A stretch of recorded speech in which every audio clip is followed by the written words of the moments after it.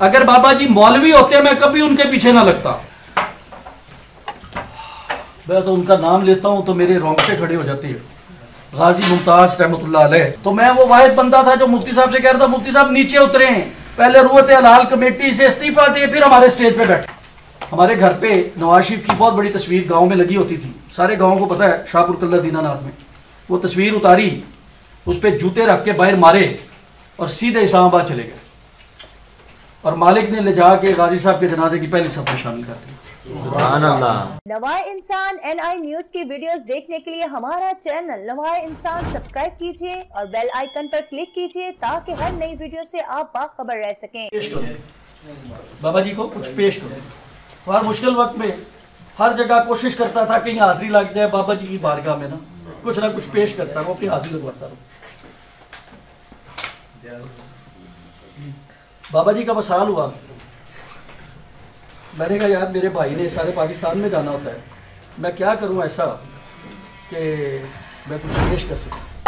तो मैंने अपने अमीरुल मोहतरम के लिए और अपने भाई के लिए, अपने अमीर साहब के लिए किया क्लासिक गाड़ी ली, लेकिन मैं पेश नहीं कर सका। इसलिए नहीं पेश कर सका कि मौका ही नहीं था, हालात ही ऐसे थे और जुबान भी साथ नहीं देती, भी नहीं है जी यहाँ का। ठीक है जी। तो मेरा अभी तो हम समझते ही नहीं अपने आप को काबिल कहीं चलाने के, ये तो हुजूर के दीन के लिए लगे फिरते हैं। ये तो आपकी मोहब्बत है। तो मैं जब देखते हैं तो ये लगता है कि घुटनों तक धस गए हैं, और जब सर देखते हैं तो लगता है। तो मैंने बड़ी मुश्किल से उस गाड़ी को कुछ 4000 किलोमीटर चलाया है, ऐसे ही बहाने बुनों से, कि मैं किसी तरह को मौका आए तो मैं हजरत को पेश कर सकूं। तो मैं आप सब दोस्तों की मौजूदगी में, मैं नहीं उसको अपने काबिल नहीं समझता। वो 50 लाख जो वहाँ दिए थे वो वहाँ का ऐलान था। ये नहीं कि हमारी तो सारी जिंदगी की जिद्दोजहद और सारी कमाइयाँ हैं ही नबी सल्लल्लाहु अलैहि वसल्लम के दीन के लिए, ठीक है ना जी। हमने इस दुनिया में क्या रोटी खानी होती है, इंसान ने ये कपड़े पहनने होते हैं, इज्जतें देने वाली उस जात की है। हमारी माल, हमारी जान, हमारी औलाद, हमारा सब कुछ कुर्बान है नबी सल्लल्लाहु अलैहि वसल्लम पे। और नबी सल्लल्लाहु अलैहि वसल्लम के सदके ये जो काम करते हैं इन पे कुर्बान है। बाबा जी का कुर्बान है। नहीं सर, नहीं अल्लाह ताला को मेरे नहीं सर, नहीं सर, मैं नहीं आप मेरी बात सुनो, कायल नहीं थे। हम जो है ना साइकिल पे पैदल हुजूर के दीन को तक पर आप सुभान अल्लाह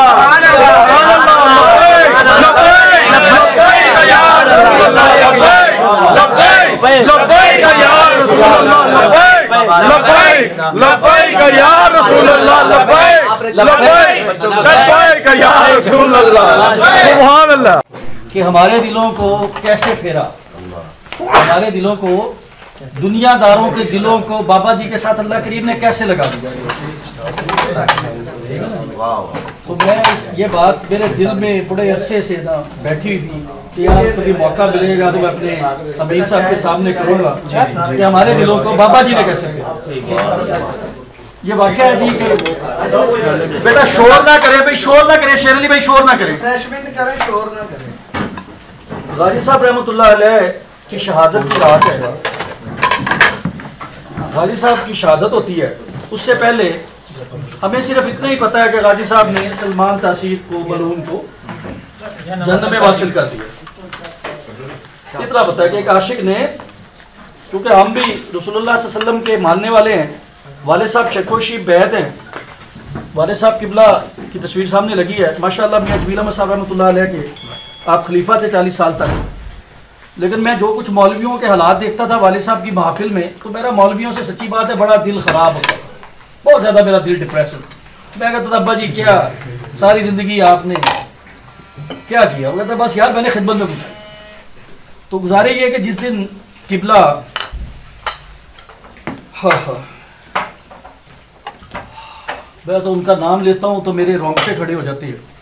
गाजी मुमताज रहमतुल्लाह अलैह, अल्लाह करीब उनकी कब्र पर करोड़ रहमतें लखों को बरकतें नाज़िल फरमाए। आमीन।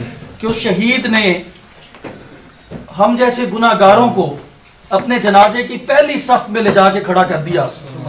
मेरी वालिदा मोहतरमा ने किबला फरमाया, निजी महफिल है तो निजी गुफ्तगू, क्योंकि यहाँ पे कोई तकरीर या कोई ऐसा कोई प्रोग्राम था नहीं, ये निजी महफिल है। तो फरमाया कि बेटा या दुनिया रख लो या दीन रख लो।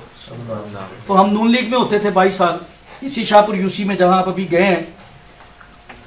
यही हमारा हल्का इंतखाब है, N 135, 34, 36, ये सारा हमारा मुल्तान चुंगी से लेके मांगा मंडी तक। उन्होंने फरमाया बेटा या दीन को रख लो या दुनिया को रख लो।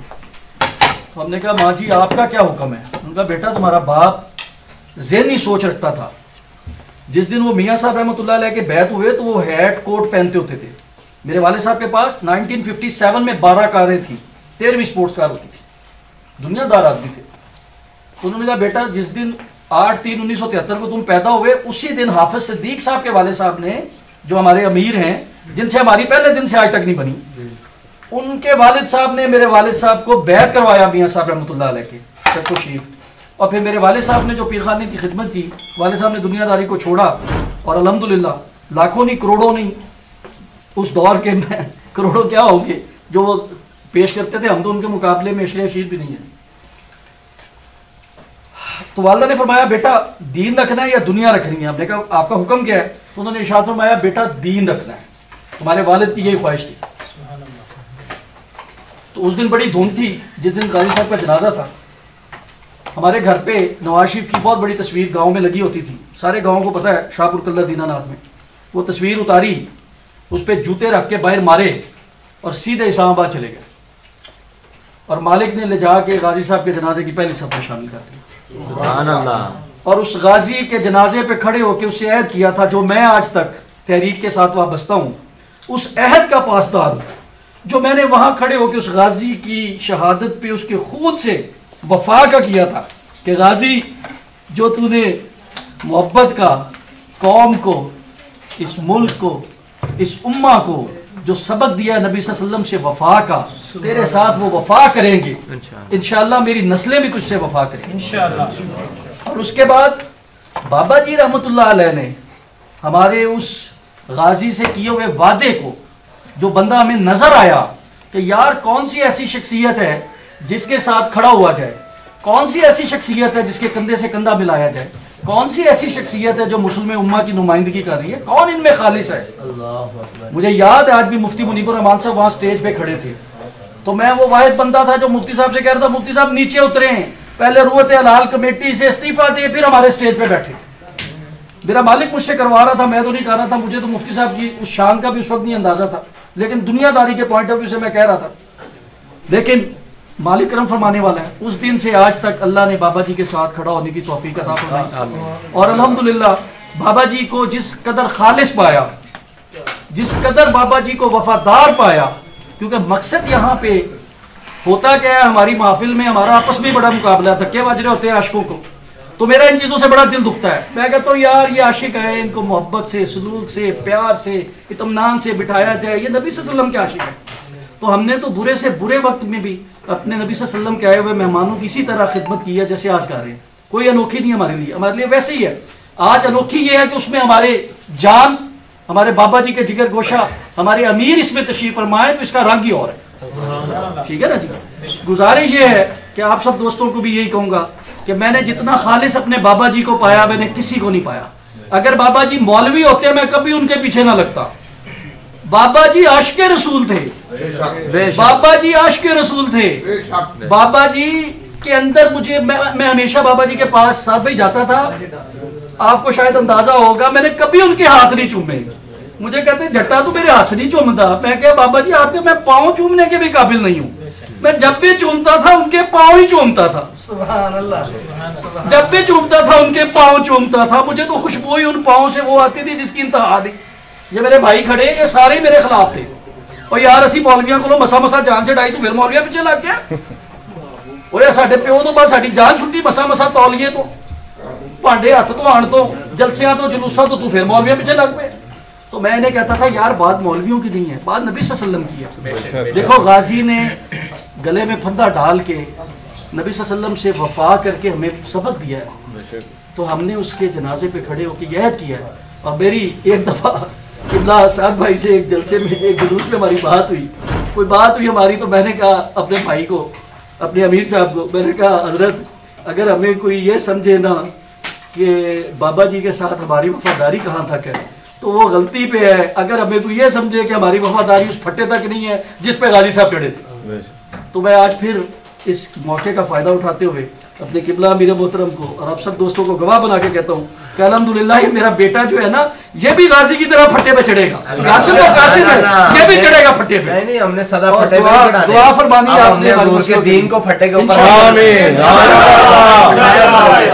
इंशाल्लाह। एक का तख्ता और एक का तख्त दोनों फट्टे के बने हैं इंशाल्लाह। बिल्कुल हमने हुजूर के दीन को अब तख्त पर सुभान अल्लाह इंशाल्लाह उस फट्टे के ऊपर ये बैठकर इंशाल्लाह हुजूर के दीन की तरफ आमीन इंशाल्लाह वमा अलैना इल्ला सुभान अल्लाह